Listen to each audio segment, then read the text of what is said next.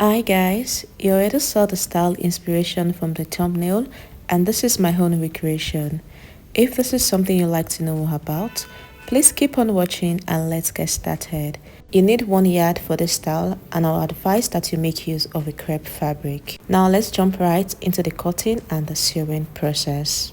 I'm starting with the front pattern, and the first line I have marked across the paper is the shoulder line. From the shoulder line, I'll go ahead and mark the chest line. I am marking 8.5 inches as my chest line. The next measurement I'll be marking after marking the chest line is the bust point. From the shoulder to the bust point is 11 inches. I'll go ahead and mark that and I'll connect it into a straight line. After marking that, I'll mark the waistline. From the shoulder to the waistline is 18 inches. I'll mark that and I'll connect it into a straight line. To determine the full length of the top, from the waistline, I'll come down to 6 inches, and that length will be the full length of the top. So from the waistline, go ahead and mark 6 inches and connect that into a straight line. Next, I'll go in with the shoulder measurements divided by 2. I'll mark that on the shoulder line and also on the chest line, and I'll connect into a straight line. For the neck width and depth, I'll make use of a neck width of 3.5 and a neck depth of 3 inches, and I'll connect that with my curve. I'll come down by 1.5 inches for the shoulder slope and I'll connect it into the neck width. From the chest line, I'll go up by 3 inches. At that point, I'll go in by 0.75. And next, I'll be marking the bust measurements divided by 4. After marking that, I'll connect those 3 points together to form the armhole.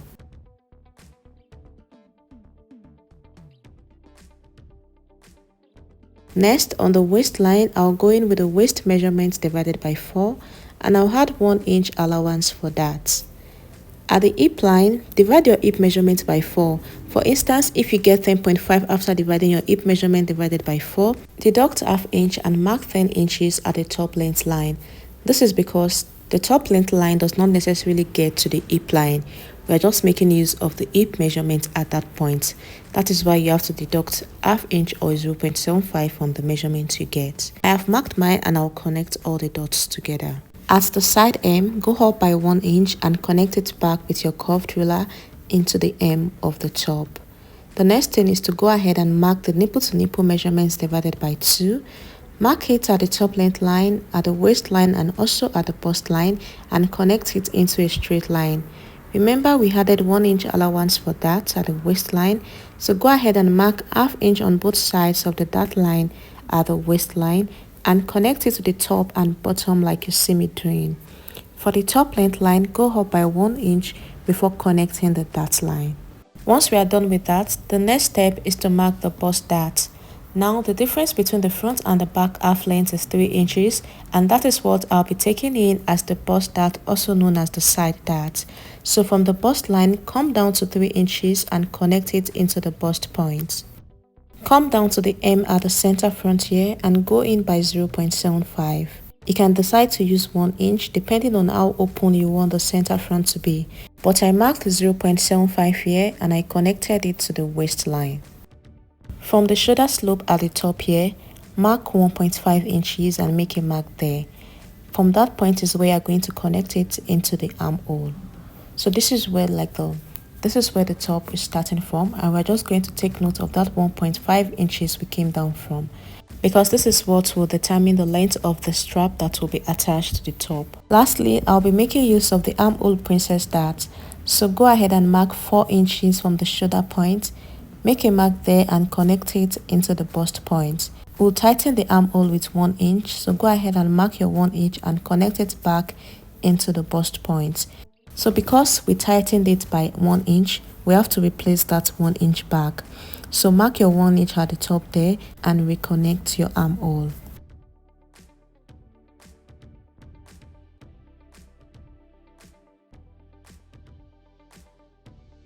That is all on the front pattern. I'll cut it out now.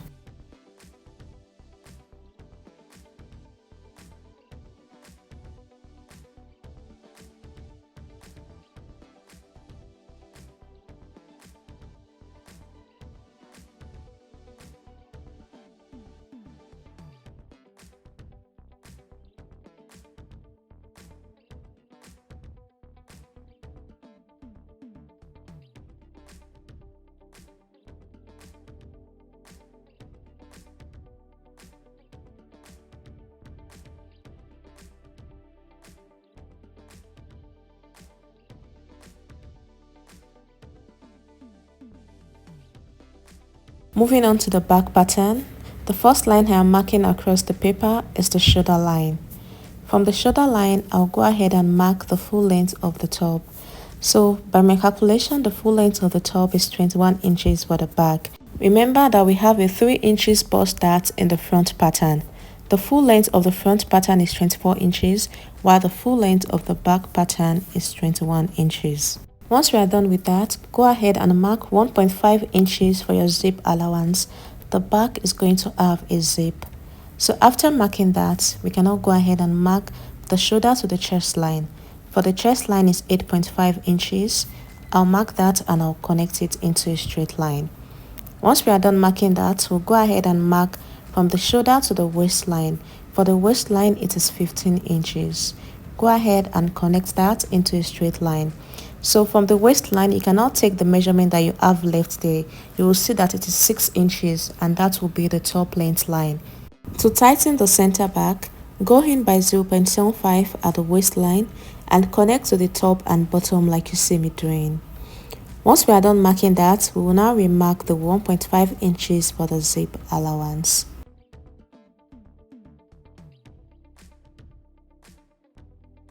The next step is to mark the shoulder measurements divided by 2. I'll mark that on the shoulder line and also on the chest line and connect it into a straight line. I'll go ahead and mark a neck width of 3.5 inches and a neck depth of 2 inches and I'll connect that with my curve. After connecting that with my curve, I'll extend it into the zip allowance.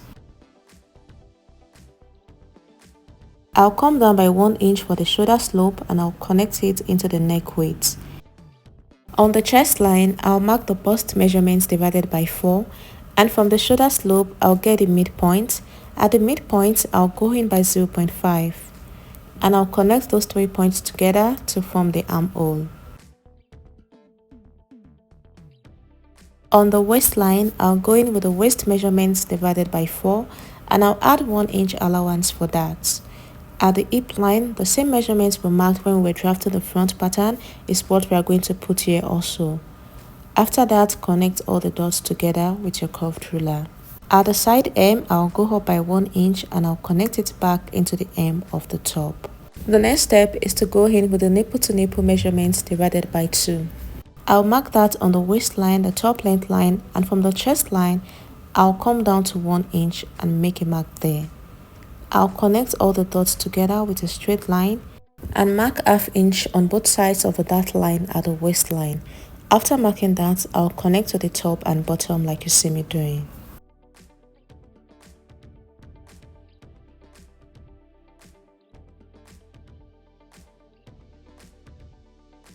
For the armhole princess dart, from the shoulder there, mark 4 inches and connect it into the dart line. Just like we did with the front pattern, from the shoulder slope, come down to 1.5 inches and make a mark there. We are going to connect that point into the armhole. And just take note of the 1.5 inch mark we have there. So this last part I'm doing here is totally optional. This is just to make sure that we don't have any shortage by the time we are joining back the patterns. So you can decide to do it or not. I just came up by 0.25 there and I connected it back into the armhole. That is all on the back pattern. I'll cut it out now.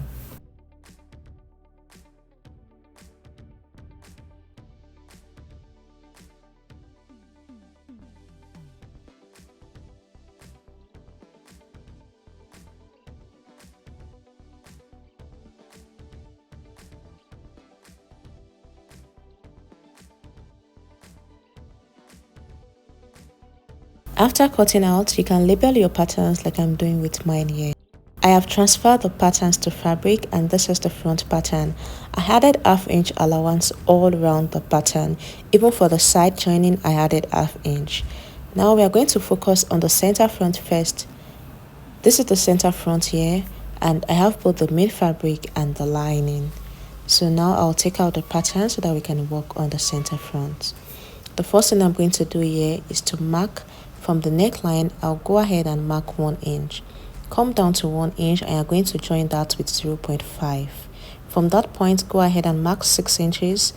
And from that 6 inches part, mark another 1 inch and you're going to stitch a seam length of 1 inch at that point also. From the second point also, mark 6 inches, and then from that 6 inches, you are going to mark another 1 inch point where you are going to sew. This is after I was done stitching those 3 points, and this is what I have. You're going to press your seam open like I did with mine. Now we'll set that aside and work on the lining. For the lining, it is slightly different. You're just going to place it together like this, and from the neckline, just mark 1 inch and go ahead and stitch that point with ½ inch. That is all you are going to do with the lining at this point. This is after I was done stitching the lining, and this is what I have. Now you are going to place the lining on the main fabric, right side facing each other. We want to stitch the neckline at this point, but before then, remember the part where we are going to add the strap to the neckline. Remember the 1.5 inches we have for both the front and the back. If you add that together, that is 3 inches. Add 1 inch joining allowance to it, that is 4 inches. So the length of your strap should be 4 inches, and this is what I have here. So you're going to pin it in between the lining and the main fabric on both sides. So do that and go ahead and join the neckline together. After joining the neckline, this is what I have. Now we can now bring in the side front so that we can join it to the main fabric and the lining. So bring your side front here and join fabric to fabric and lining to lining. Pin it together and join with ½ inch.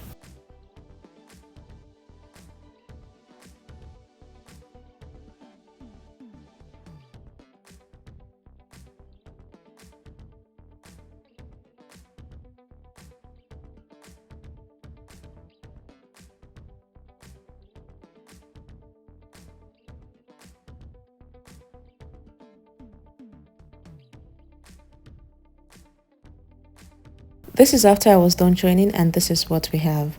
I went ahead to close the armhole also. I used the lining to turn the armhole, and this is what it is looking like. Now the next step is to work on the hem of the top. So now you're going to place the lining on the main fabric at the hem. Go ahead and stitch the hem together with ½ inch.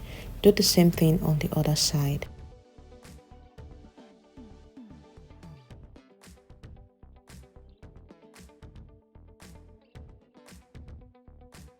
After stitching the hem, you are going to push one side of the top into the other side. Push one side of the top into the other side like you see me doing, so that you can finish stitching the center front of one side. You are going to do it one after the other. After stitching one side, you are going to repeat the same process for the other side. So you are going to push one side of the top into the other side so that you can be able to finish up the center front. You're going to join the lining together with the main fabric. So go ahead and stitch that, and once you are done, you're going to do the same thing for the other side. This is after I was done on both sides, and you can see what we have here. We have successfully turned the lining with the main fabric at the center front. The only open side on this top is the side. So now moving on to the back, I have the main fabric and the lining. I added ½ inch allowance all around the back pattern, and this is what we have.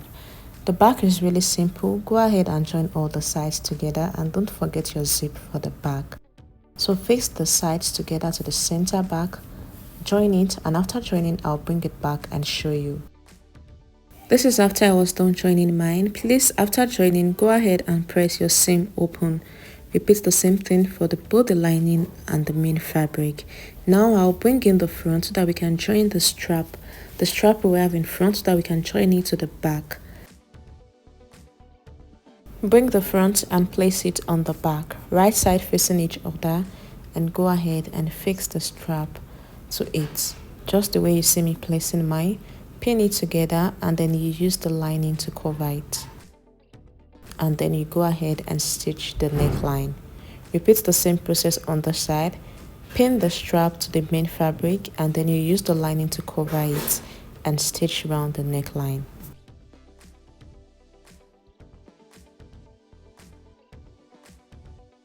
After fixing the strap, I went ahead to fix the zip, and this is what we have. Please use an open end zip for this top so that you can easily wear it. So now the next step is to join the sides together. Join the side of both the front and the back together. After joining, I've pressed it properly, and this is what we have. The last step is to fix in the bow-like design on the top. So now this bow-like design, I have already done a tutorial on it. I'll put the link in the description box so that you guys can watch it and know how I made mine.